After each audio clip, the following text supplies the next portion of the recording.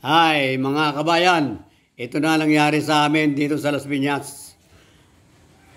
Ayan, mahina ang capacity ng ilog, mababaw. Ito nangyari, lubog. Ayan o, nakatumba yung aming rep. Ayan, tumba yung rep namin, ayan, nagkalat. Pati sa loob. Talaga naman. Ito, ano nangyari. Hanggang bayawang ang tubig dito. Ayan, ang nangyari. Kasi wala namang puntahan naman tubig dito eh. Diyan, kibot ng ilog, ang babaw pa. May naka-blockade pa sa ilog ng mga bahay. Ayan ang nangyari. Hindi agad makalabas ang tubig. Buong Las Piñas yata baha na eh.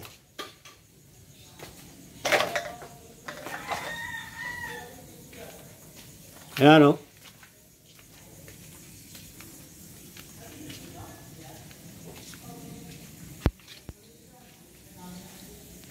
Ayan, nangyari o.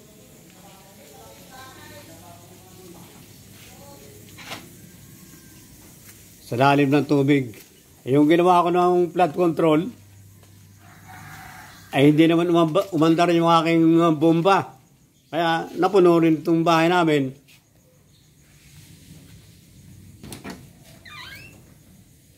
Okay naman yung yung blockade ko.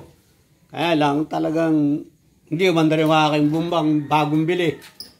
Umandar, paputol-putol, tumitirik.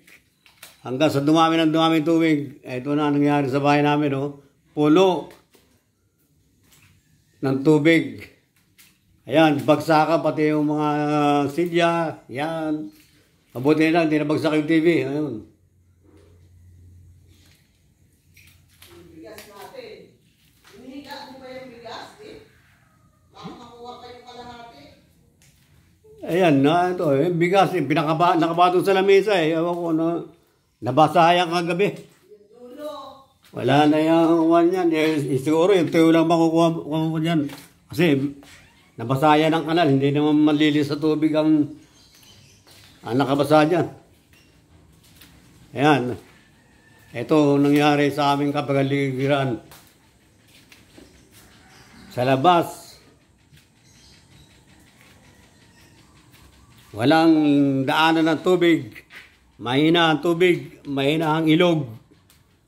Mababaw. Kaya Labuo Las Piñas yata, bahara. Ito na, magkapit ka lang.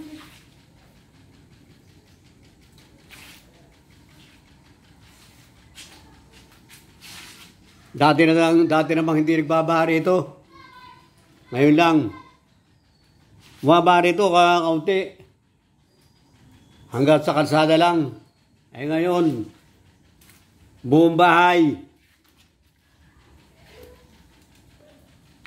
Talagang, ayan o, bagsak ang rep, bagsak, washing machine. Pati aming rep sa loob. Ito naman yung aking makinang inaasahan na magbubumba. Ay pahinto-hinto naman hanggang sa dumami tubig dito sa loob. Kaya, baliwala rin yung aking flood control. Talagang malas.